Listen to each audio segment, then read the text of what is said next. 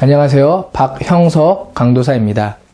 고등부 3과정 1, 2학기 주제는 성령님의 능력과 나의 사명 발견하기입니다. 오늘 함께 배울 내용은요. 1과 사명, 내 삶의 추진력입니다. 먼저 개요를 살펴보도록 하겠습니다.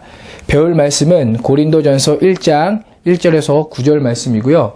외울 말씀은 너희를 불러 그의 아들 예수 그리스도 우리 주와 더불어 교제하게 하시는 하나님은 미쁘시도다 라고 하는 고린도전서 1장 9절이 되겠습니다.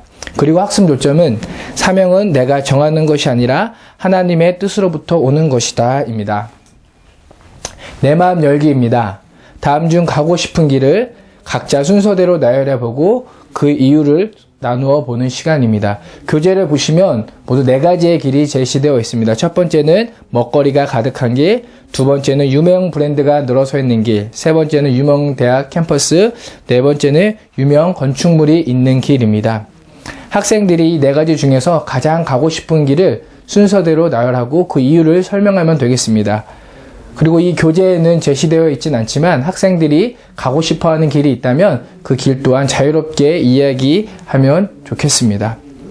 사람들에게는 가고 싶은 길도 있지만 가야 하는 그 길도 있습니다. 하나님의 자녀가 가야 할 그 길을 바로 사명이라고 하는데요.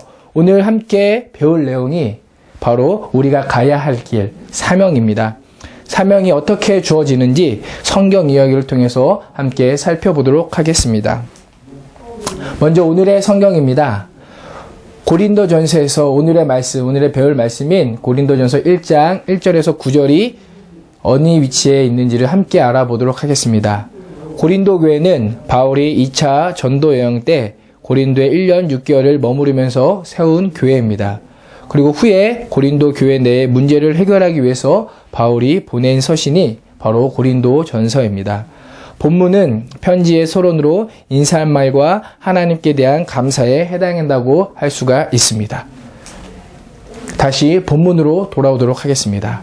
사도 바울은 자신이 하나님의 뜻을 따라 그리스도 예수의 사도로 부르심을 받은 사람이라고 하였습니다. 이것은 바울이 이 세상을 살아가는 근본 동기였습니다. 즉 바울이 사명이라고 할 수 있습니다.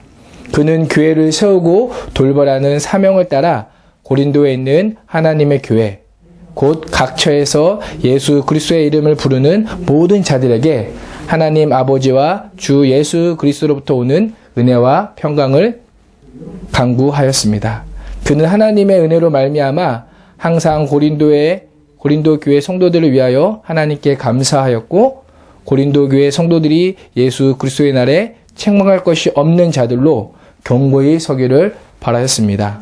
또한 그들을 불러 예수님과 더불어 교제하게 하시는 그 하나님을 찬양하였던 사람이 바로 바울입니다.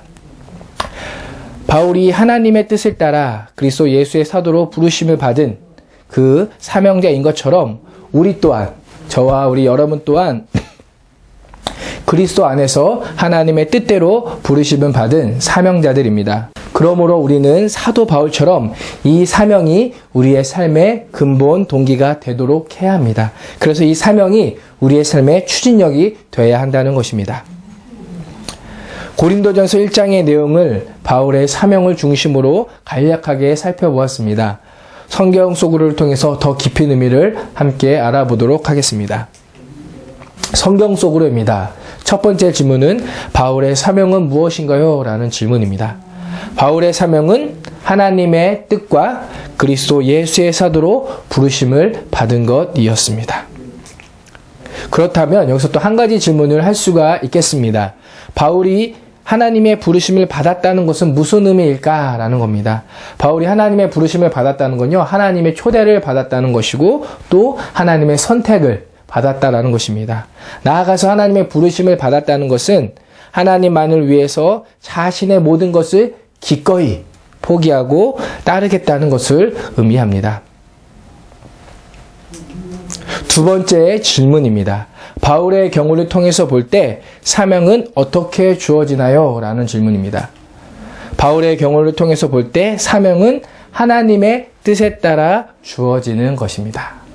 여기서 학생들에게 이러한 해석 질문을 한 개 할 수가 있겠는데요. 사명이 하나님의 뜻을 따라 주어진다는 것은 그 주도권이 누구에게 있느냐라는 질문입니다. 그 주도권이 누구에게 있죠? 예, 바로 하나님께 있습니다. 사명이 하나님의 뜻을 따라 주어지는 것이기에 그 주도권이 하나님께 있습니다. 따라서 우리는 사명은 내가 만드는 것이 아니라 하나님께서 주신다는 것을 깨달아야 한다는 것입니다. 마지막 질문입니다. 사명자 바울의 삶의 초점은 무엇인가요? 라는 질문인데요. 한번 볼까요? 사명자 바울의 삶의 초점은 사명에 따라 하나님의 교회의 성도들을 위해 은혜와 평강을 구하는 것입니다. 여기서도 또한 우리 학생들이 실제적으로 적용할 수 있는 적용 질문을 한번 해볼 수 있겠는데요. 하나님의 뜻대로 부르심을 받은 사명자인 내 삶의 초점은 무엇인가? 라는 질문입니다. 어떤 친구는 대학 입학을 삶의 초점으로 할 수 있겠고요. 어떤 친구는 취업을 삶의 목적으로 할 수 있겠습니다. 또 어떤 친구는 예수님을 전하는 것, 또 사명을 완수하는 것이 각자 삶의 초점일 수 있겠습니다. 그렇다면 바울은 하나님으로부터 사명을 받은 후 그 사명을 따라 살았습니다.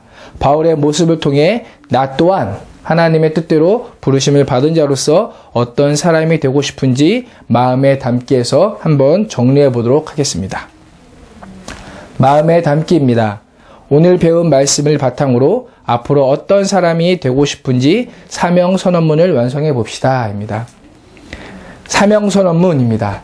나는 누구입니다. 라고 한 이 칸에다가는요, 자신의 이름을 쓰면 되겠습니다. 제 이름은 박형석이기 때문에 나는 박형석입니다. 나도 바울처럼 하나님의 부르심을 받은 자로서 하나님의 부르심을 기억하며 하나님의 뜻을 따라 살아가겠습니다. 라고 선언을 하는 겁니다. 그리고 나서 마지막에다가 또 자기의 이름을 적고 사인을 하면 되겠습니다.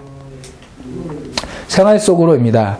사명은 하나님 앞에서 내가 누구인지를 깨닫는 것에서부터 시작이 됩니다. 사명을 깨닫게 되면 자신을 부르신 하나님만을 위해서 또 살아가게 되고 하나님과의 깊은 사귐을 가장 우선순위로 두게 됩니다. 지금까지 배운 내용을 바탕으로요, 한 학기 동안 우리 학생들이 개인의 목표를 설정해 보는 겁니다. 성령님의 능력과 나의 사명 발견하기 교재를 통해서 나는 어떤 사람이 되고 싶은지 각자의 각오를 5글자로 표현해 보는 겁니다. 저도 한번 제 자신의 목표를 표현해 봤는데요. 저는 사명 스타일이라고 제목을 붙여봤습니다. 사명자가 그 사명은 내가 만드는 것이 아니라 하나님께로부터 오는 것이기 때문에 하나님께로부터 또 주어지는 것이기 때문에 내가 하나님을 믿고 하나님을 따라가겠다라고 하는 그 고백이 한 학기 동안 있어야 될 줄 알고 그것을 저의 목표로 정해봤습니다. 그리고 나서 이 전체가 한 학기 동안의 그 공부한 후에 우리의 목표를 오른쪽을 통해서 다시 한번 확인하는 시간입니다. 성령님의 능력과 나의 사명 발견하기 교재를 통해서 나는 어떤 사람이 되었다? 사명 스타일의 사람이 되었다라는 것을 확인하는 시간을 가지면 되겠습니다. 마지막으로 카툰입니다. 카툰의 제목은 사명 따라 살기. 이 카툰은요, 그 한 사람이 사명을 발견하기까지의 삶의 여정을 그리고 있는데요. 사명을 발견하기 전에는 내가 내 삶의 주인공이라고 생각하고 살았습니다. 그러나 하나님의 부르심 앞에, 하나님의 부르심을 통해서 내가 내 삶의 주인공이 아니라 나를 부르신 나의 주, 나의 하나님이 내 삶의 주인공이구나 라는 것을 깨닫게 됩니다. 그리고 나서 하나님을 만남으로 사명을 발견하게 되고, 사명을 발견한 후에는 세상의 그 어떤 유혹, 여기를 보면 돈이나 권력이나 명예 같은 그 어떤 유혹이 와도 하나님께서 자신을 부르신 그 사명자의 길을 쫓아가게 된다라고 하는 것입니다. 이 사명을 쫓아가는 삶, 그것이 진정한 인생의 성공이라는 겁니다. 이런 것들을 다 공부한 후에요, 마무리 기도를 통해서 일과의 공부를 마치시면 되겠습니다. 감사합니다.